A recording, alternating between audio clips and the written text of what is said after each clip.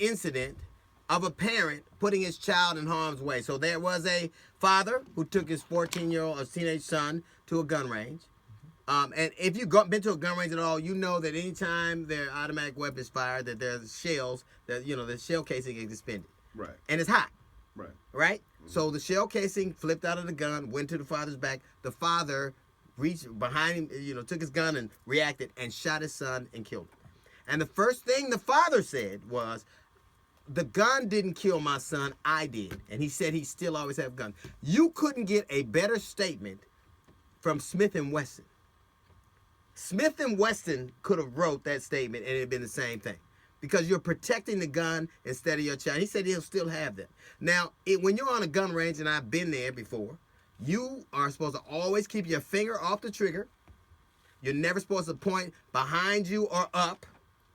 You're always, you're always supposed to assume the gun is loaded, always. And if you're shooting at a target, you never shoot at anything you're not ready to absolutely destroy. And when you shoot at a target, you always know what's behind it or around it. That's what. So if he didn't do any of those things, he should go to jail for negligence. We have watched parents do these things over and over and over again. We watched a parent let her baby fall in there with a gorilla. Oh, you're parent shaming. We watched another parent let her baby swim in a clearly posted area that said no swimming at 9 o'clock at night. And an alligator got. Now we watch a kid do this.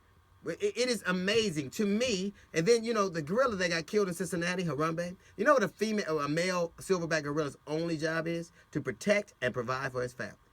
He is when that baby fell in there, Harambe stood over the baby, the females ran on the hill, right? They shouldn't have shot that gorilla. He should be teaching parenting classes right now. You are a horrible, horrible parent if you don't understand that you cannot put your you take your child to a gun range because you want to teach them about gun safety, right? But you can't take your child to a bar. You want to teach them about the danger of alcohol. They can't even see it. 16 years old, they can't even see a movie with breast out. Fair. You are a horrible parent if you put your child in harm's way that way. You are horrible, and that man should go to jail for negligence. It's not an accident, and just because you have an accident doesn't mean there aren't consequences. Just because you have an accident, if you did any of those things that caused the death, imagine if he'd have shot somebody else's child.